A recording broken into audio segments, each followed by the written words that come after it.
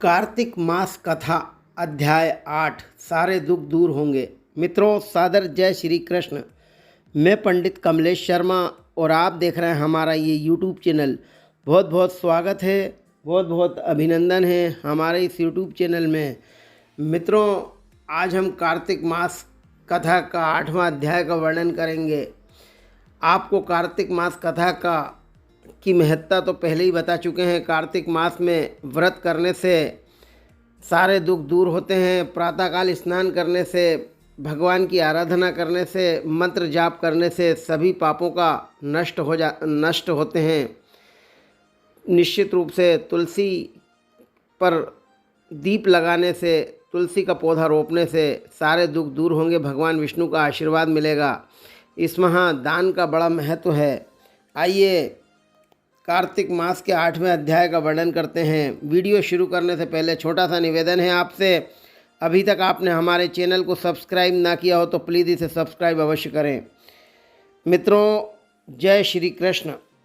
अध्याय 8। नारद जी बोले, अब मैं कार्तिक व्रत के उद्यापन का वर्णन करता हूँ, जो सब पापों का नाश करने वाला है।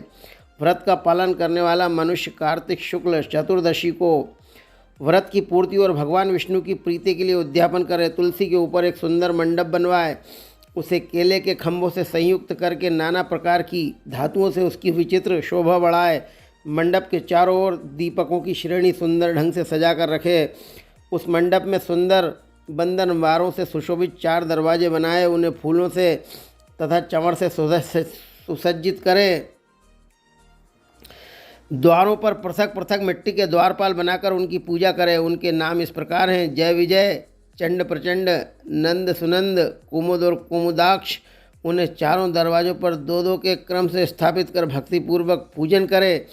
तुलसी की जड़ के समीप 4 रंगों से सुशोभित सर्वत्रो भद्र मंडल बनावे और उसके ऊपर पूर्ण पत्र तथा पंचरत्न से संयुक्त कलश की स्थापना करें।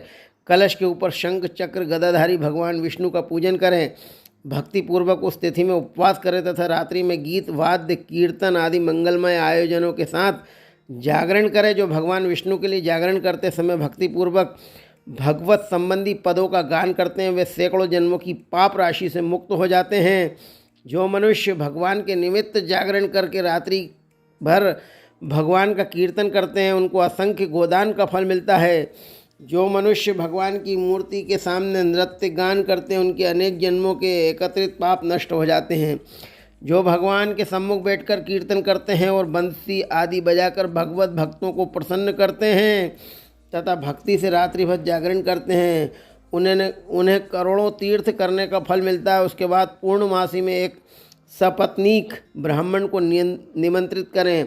प्रातःकाल स्नान और देव पूजन कर वेदी पर अग्नि की स्थापना करें और भगवान की प्रीति के लिए तिल और खीर की आहुति दें।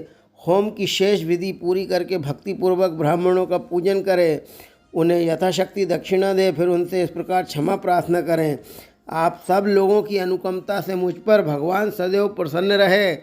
इस व्रत को करने से मेरे 7 जन्मों के किए हुए पाप नष्ट हो जाएं और मेरी संतान चिरंजीवी हो। इस पूजा के द्वारा मेरी सभी मनोकामना पूर्ण हो। मेरी मृत्यु के पश्चात मुझे अतिशय दुर्लभ विष्णु लोक की प्राप्ति हो।